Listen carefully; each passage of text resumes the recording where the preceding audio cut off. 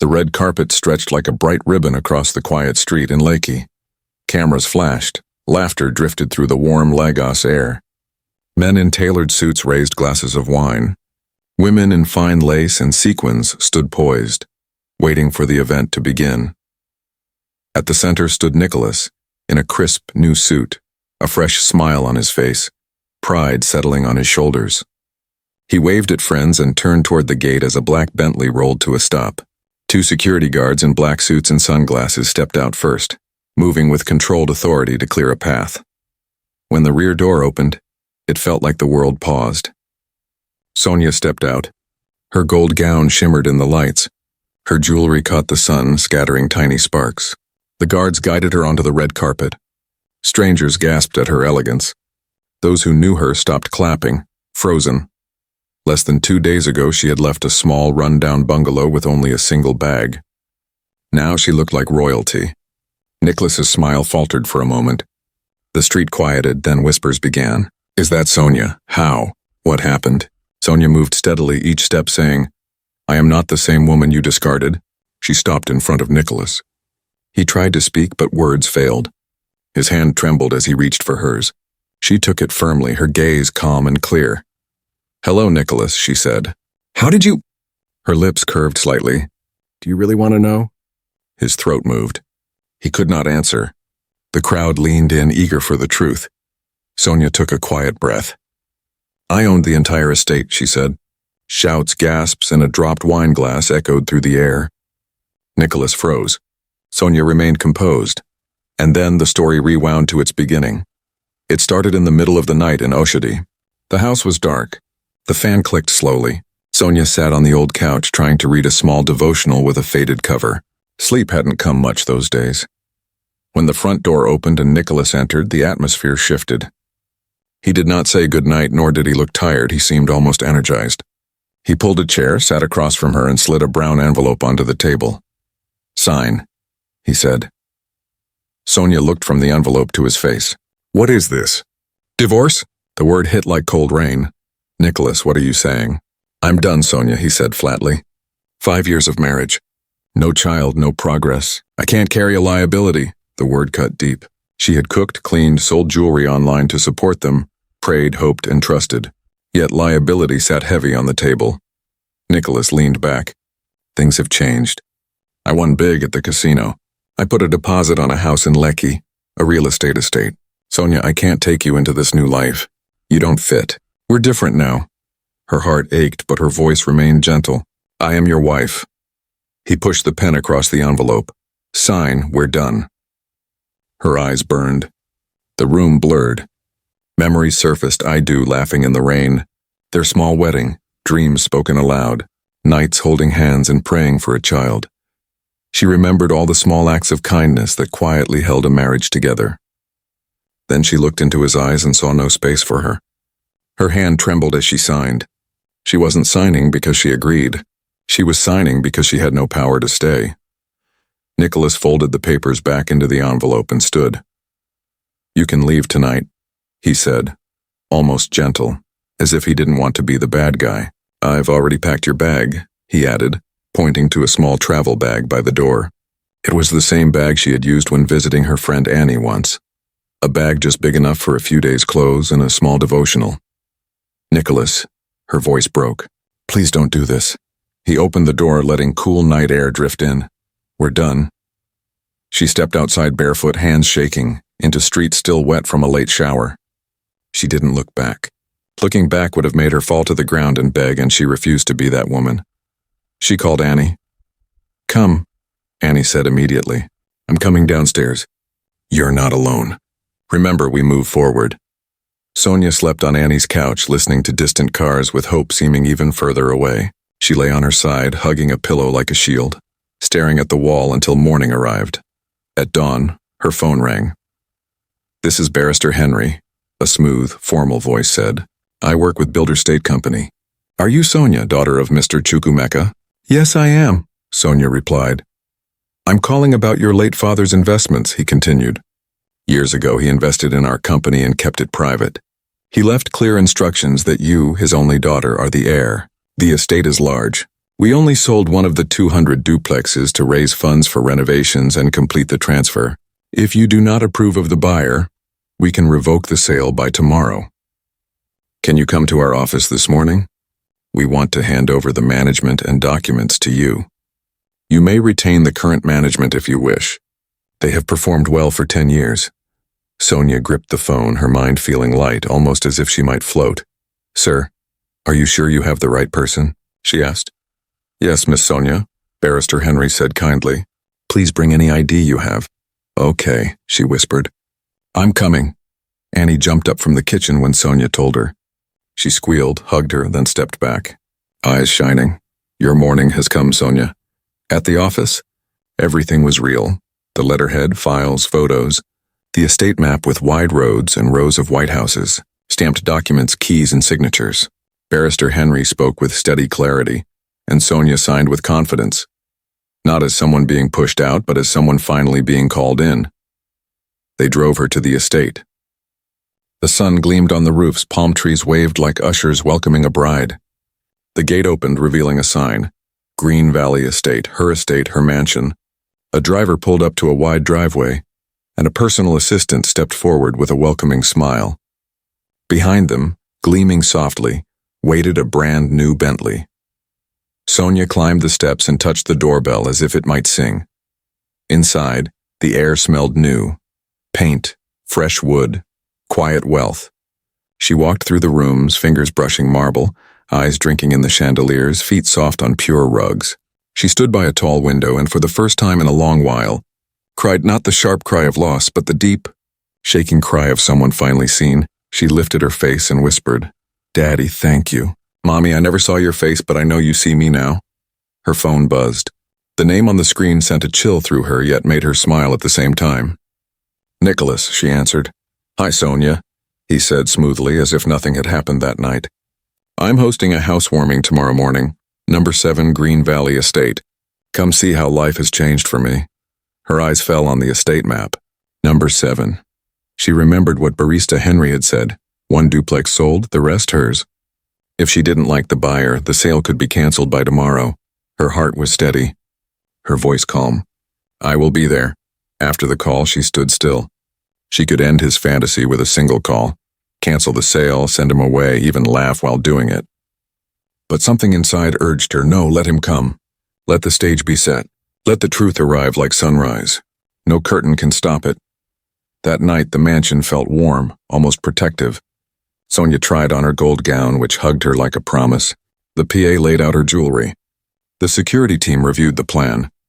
This wasn't about revenge, it was about showing up as the woman she already was. Morning arrived bright and confident. At number 7, the red carpet lay like a challenge. Friends and family gathered, glasses raised, phones ready. Nicholas stood by the door, chest out, smile fixed. The Bentley glided to a stop and security opened the door. Sonia stepped out. Silence fell, then whispers grew into murmurs of awe. Nicholas's face drained. She approached him, every step measured and deliberate. She stopped, shook his hand, and held his gaze. For the first time, he looked small. How did you... He started. Sonia held his stare. Do you really want to know? The air seemed to hold its breath. I own the entire estate, she said. Gasps erupted. A glass shattered. Somewhere a phone fell, still recording. Nicholas tried to speak, but nothing came out. Sonia leaned in just enough for him to hear her next words. And we stop here. Outside, the crowd buzzed like bees. Glasses paused midair. Women clutched their gowns, whispering. Men tilted their heads, waiting for Nicholas to respond. His lips only trembled. Sonia didn't let him recover. She tightened her grip on his hand and whispered, You threw me out 2 nights ago because you thought a casino win made you a king. You said I didn't fit into your new life. But look around, Nicholas. This estate is mine. Every house here except the one you bought belongs to me. Nicholas's knees nearly buckled. He tried to laugh, but the sound caught in his throat. Impossible. Sonia, you're lying. Sonia released his hand and faced the crowd, her voice clear and strong. Yes, I am the owner of Green Valley Estate. Every duplex, every street, every stone belongs to me. You all came expecting to see me shamed. Instead, you're standing on my property. The guests reacted. Some gasped, others clapped nervously. Phones flashed as videos began circulating. Nicholas's mother, seated at the front, rose sharply. "Sonia, don't bring drama here. Stop this nonsense. My son worked hard for this house." Sonia's eyes softened, but her words were firm. "Mama, you watched me suffer in silence for years. You never defended me. Tonight you should thank your son's foolishness. It led him here where he can finally see what he lost." Nicholas felt the weight of hundreds of eyes. His friends, once cheering him at the casino, edged away, murmuring. His uncles looked at the floor, embarrassed. The celebration collapsed like a tent in a storm. Sonia raised her hand slightly. Her two security men stepped forward. One pulled a black leather folder from his inner pocket and handed it to her. She opened the folder and held up a set of documents.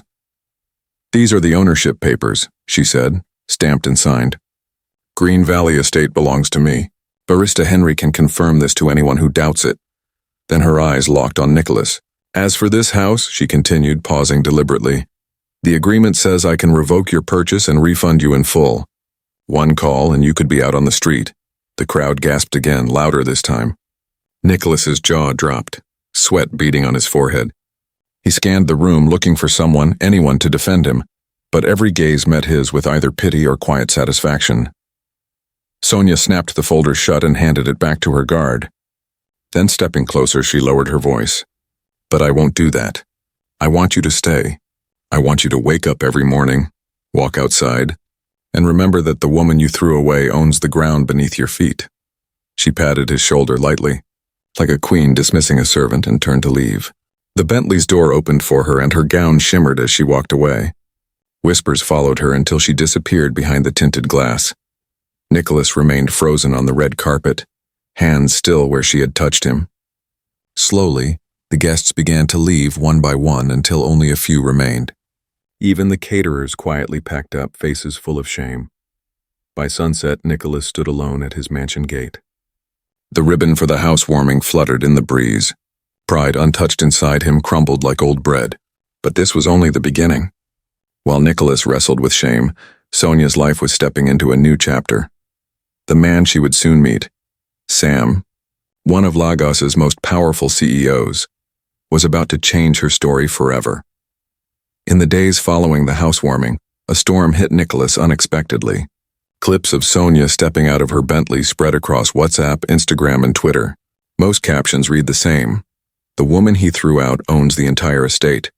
Nicholas could not walk through the estate without whispers following him. His friends stopped answering his calls, even his boss avoided him. Shame pressed down like an unshakable blanket. Meanwhile, Sonia's life rose like the morning sun. One Saturday, she sat in her living room, Amelia lace curtains swaying gently. She had just finished signing some management documents when her personal assistant entered. "Ma," he said softly, "you have a visitor." "Who is it?" Sonia asked. The man smiled. "Sam Waddick." Sonia's pen slipped slightly from her hand. She had heard of him before. Sam wasn't just any CEO. He was one of Lagos's wealthiest oil magnates. His face was often on TV, and his businesses spanned Nigeria and beyond. Known for being focused, cold, and untouchable, why was he here? "Let him in," she said. Moments later, Sam entered the room. Tall, dark-skinned, neatly groomed, he carried a presence that filled the space. His simple navy blue cap looked more expensive than gold. Sonia rose, unsure what to say. "Good morning, Mr. Waddick." "Please, call me Sam," he said warmly, shaking her hand. His grip was firm, his smile calm. "I wanted to meet the woman everyone in Lagos is talking about." Sonia blinked. "You came all this way for that?" He chuckled softly. "Not just for that. Green Valley is now the city's most valuable estate, and I wanted to congratulate its owner in person." "You've handled your story with remarkable grace," he said. "Most people would have destroyed Nicholas immediately, but you didn't. That speaks volumes." Her heart softened at his tone. For years she had been underestimated, treated as less. Now here was a man of influence recognizing her worth. They spoke for nearly an hour. At first it was business, estate management, potential expansions, investments. But gradually the conversation became personal.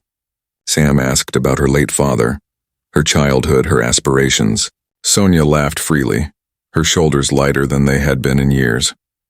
When Sam finally stood, he asked, "There's a charity gala at the Civic Center next week. Would you be my guest?" Sonia paused briefly, then smiled. "I'd love to." The gala arrived like a dream. Sonia wore a deep emerald gown that shimmered under the lights, her hair elegantly swept back, jewelry sparkling. Sam arrived in a black tuxedo, his arm steady as he guided her into the hall. Eyes turned, cameras flashed, whispers moved through the crowd. Many recognized Sonia from the viral videos, but now, standing beside one of the country's most powerful men, she seemed untouchable. Nicholas was present too, invited by a friend, unaware Sonia and Sam would attend together. Seeing them, his stomach tightened. He clenched his fists, watching them greet governors, business leaders, and celebrities with ease. She belonged in this world now. He did not. At one point, Sonia spoke on behalf of a foundation she supported. Her voice was calm, her words compelling. She discussed creating opportunities for young women and refusing to let past pain define one's future. When she finished, the hall erupted in applause. Sam leaned close, whispering, "You were magnificent." Sonia felt warmth in her chest. Finally, she believed it. Later, outside, Nicholas waited in the shadows of the parking lot. When Sonia and Sam exited hand in hand, he stepped forward, voice trembling. "Sonia," she stopped. Sam turned, eyes sharp and protective. "I'm sorry," Nicholas admitted, pride gone. "I was blind. I didn't know." Sonia regarded him quietly. "You knew who I was when I had nothing, and you called me a liability." That was enough. She turned, entering the Bentley with Sam. The car drove away, leaving Nicholas alone under the harsh parking lights. That night, Sonia lay awake in her mansion, reflecting on the evening. Her life had shifted dramatically. She had wealth, respect, and the attention of a man who made her feel truly seen. But a question lingered. Was Sam interested in her heart or in the power her estate represented? The answer would change everything. The weeks following the gala passed in a whirlwind. Sonia never wanted them to end. Sam was extraordinary, not just wealthy and influential, but thoughtful, funny, private, and patient.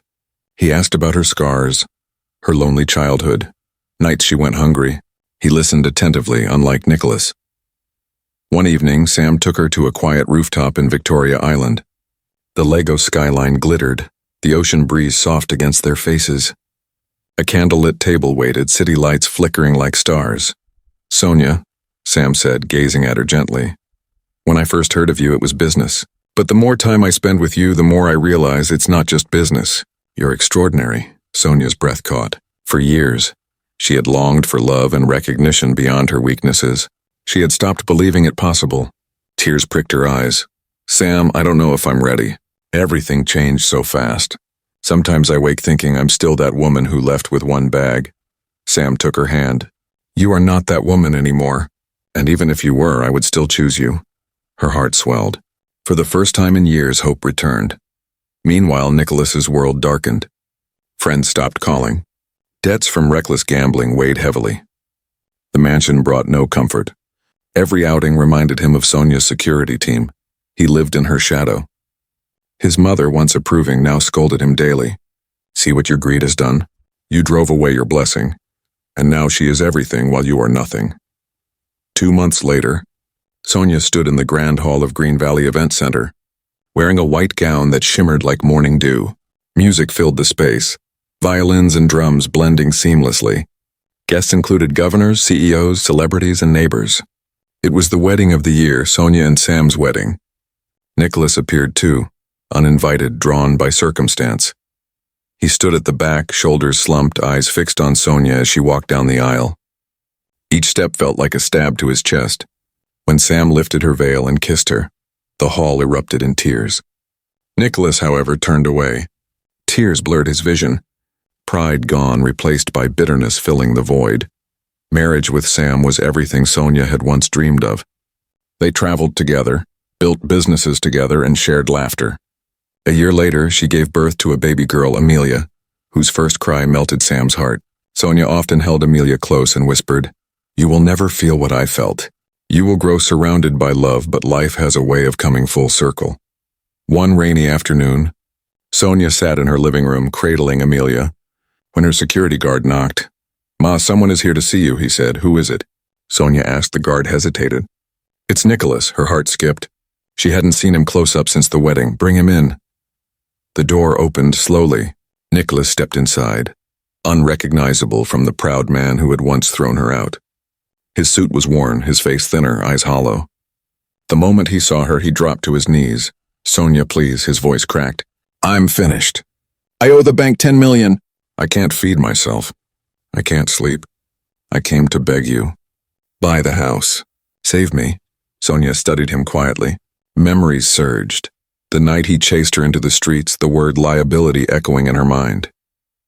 She looked at Amelia, then at Nicholas kneeling before her. Her voice was calm, deliberate.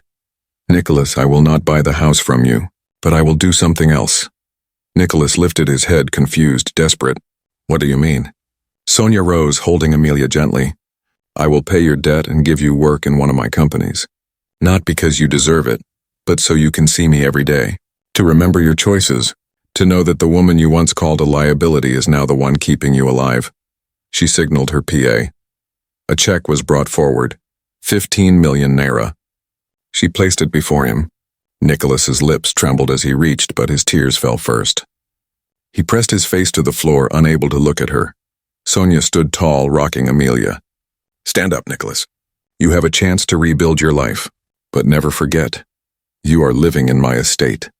The room was silent, broken only by the soft coos of Amelia. Deep inside, Sonia felt one thought echo. This is not the end. It's only the beginning. Rain poured on the glass walls of the living room, drumming a rhythm that matched her heartbeat. Sonia sat with Amelia on her lap, watching Nicholas across the room, still on his knees, clutching the check, tears mixing with the rain. For a long time, she said nothing. She simply rocked her baby, observing the man who had once been her entire world. The man who had thrown her into the streets of Oshodi without mercy. The man now broken at her feet. "Stand up." "Nicholas," she said quietly. He lifted his head slowly, face wet with tears. "Sonia, I don't deserve this. I treated you like trash, abandoned you, and now you are everything, and I am nothing." Sonia's eyes softened, but her voice remained firm. "Yes, Nicholas, you broke me, but I chose to rise again. That is the difference between us. You used your power to destroy. I used my pain to build." Nicholas swallowed hard, unable to meet her eyes. Sonia continued, "I will pay your debt. You will work in one of my new companies. But listen carefully, this is not charity. This is a reminder. Every day you will walk through my estate and remember the choice you made when you called me a liability." Nicholas's chest tightened as the words sank in. He nodded slowly. "I will not forget." Months passed. True to her word, Sonia helped Nicholas clear his debts and gave him a managerial position in one of her logistics companies. He worked quietly, humbly, keeping a low profile. For the first time in years, he experienced the bitterness of regret tempered by the relief of a second chance. Sonia watched from a distance. She observed his pride melt away like wax under heat. She saw him arrive early for meetings, stay late to learn, and speak far less than before. He was no longer the man who had once stood on a red carpet ready to humiliate her. Yet Sonia never let herself forget. Every time she saw him walk through Green Valley Estate, or past the duplex he had once flaunted, she remembered the night he had pushed her into darkness. She whispered to herself, "Never again." One bright Sunday, Green Valley buzzed with energy.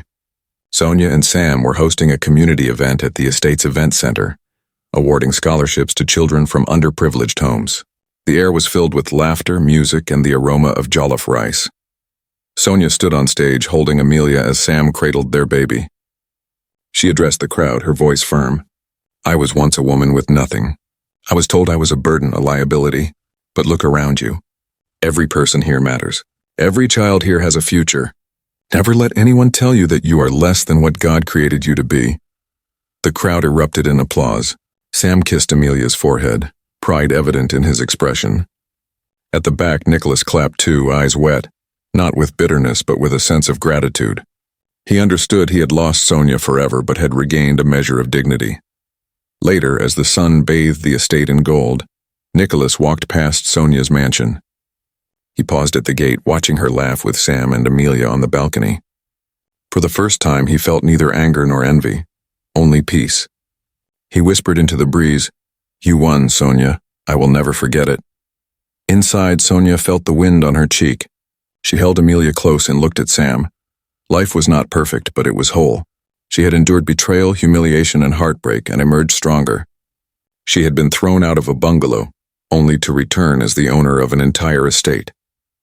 In that moment, Sonia knew this was her victory, not only over Nicholas, but over every voice that had ever told her she was not enough. She gazed across her estate and whispered, "Mommy, Daddy, I hope you can see me now. I made it." The wind carried her words into the night, as if the city itself acknowledged her triumph. If you enjoyed this story, comment, share, and subscribe to our channel for more inspiring stories.